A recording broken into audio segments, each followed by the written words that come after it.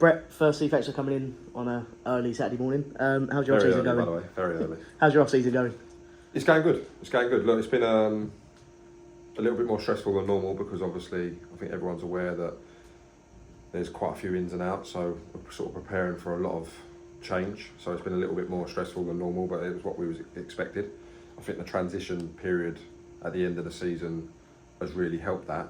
But overall, it's been enjoyable. I think I've been out of football for quite a while now, since January. So normally I'd be having a little bit of a break now, but the eagerness to go and the drive is still very much there. So it's been good. It's positive. Can't wait to get going. You've got just under 2 months to be back on the pitch in pre-season. How much are you looking forward to that? Yeah, very much so. Very much so. Wish it was tomorrow, to be honest. Trying to enjoy the break as much as we can, but at the same time, yeah, very, very eager, as I just alluded to, that it's been a while since I was involved, so very excited.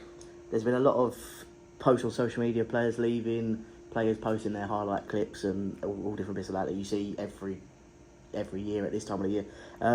Just got an update on players leaving? Yeah, look, I think there's no hiding the fact that there is a lot of people who are going to leave the football club. I think that, you know, I've had conversations with all the players. Everyone was invited back. That's one thing I will say. Like, everyone sort of had the opportunity to come back. There was a couple of exceptions because we already knew their plans were to stay higher. Like, a couple of their agents or players just reached out straight away and said, look, we've got offers from here, blah, blah, blah. I think from me, I've said to all the players that I'm a massive advocate for players playing the highest possible level. So if they're going to go and play step 2 or step 1, they've got them opportunities. They've got to go and do that. And I think that's what the majority want to do. So I have to accept that and I have to appreciate that. And we've sort of got on our own way. You know, we've spoke to a hell of a lot of new players.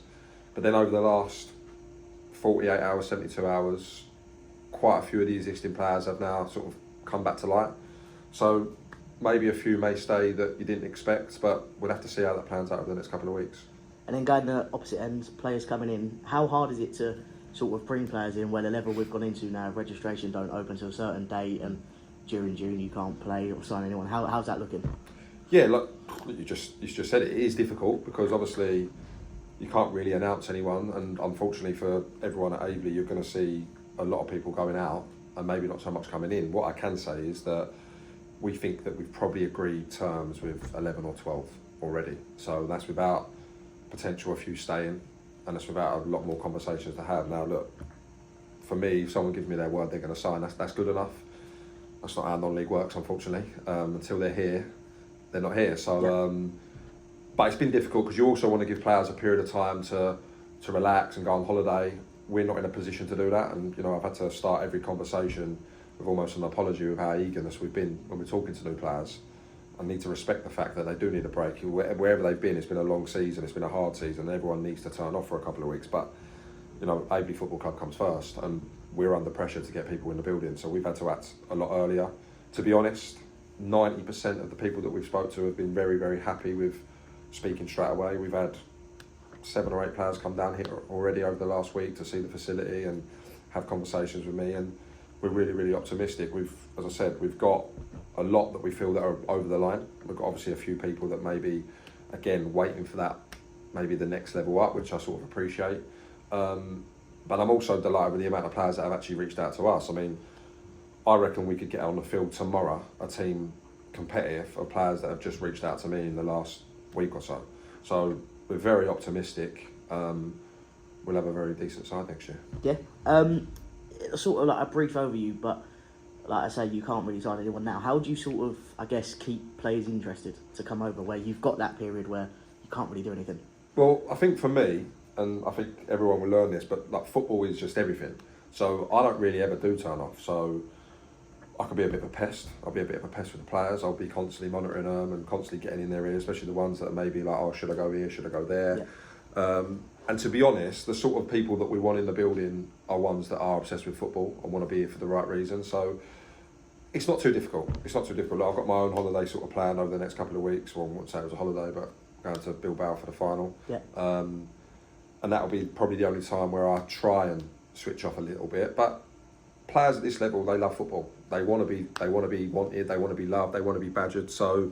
And that's what we'll continue to do over the next couple of weeks. It is difficult because, as I said at the start, until they're here signing the form, they're not actually here. And you know how it is. Someone could come along, offer more money, offer a better deal, offer higher level. We're prepared for that, and that's why our list is sort of so big. But our list, what we started with, is now very much a narrowed down list. And as I said, we're very, very confident that we're going to get the players that we want in the building. Yeah, so moving away from players, like your schedule for pre-season and fixtures, obviously we've not announced them yet, but looking good? Very good. I think the only reason why we haven't announced the full list is because we're waiting on a big one to confirm, which will probably be our first one. I won't say who we're playing pre-season yet because it's not really my place to do it, but we've got some really good fixtures. We've got a couple of Step 2 clubs, a couple of Step 4 clubs, bit of local rivalry fixture. I think Tilbury have already released theirs, so we've got Tilbury on the 19th, but we've got probably a couple more games than normal. I think we're going for about 7 or 8, and that's because we're expecting to be a brand new team, so it gives us a little bit more of an opportunity to see players. Also, I really want to get the younger sides involved, so I've gone to watch the under 18s.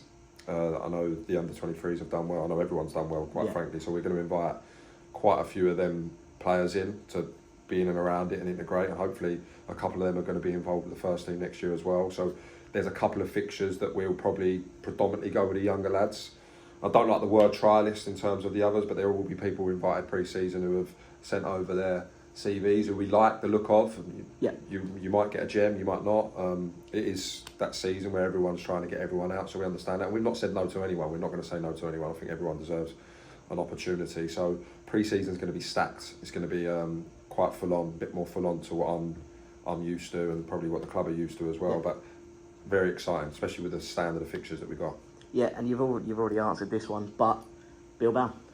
Absolutely, mate. Wouldn't miss it for the world. I am going a very different route. So at the moment, I'm flying to Nantes on the Monday, then waiting for some pals to arrive on the Tuesday because I booked the wrong flight, and then driving from Nantes 7 hours, I think, to Bilbao. I think there's 21 of us.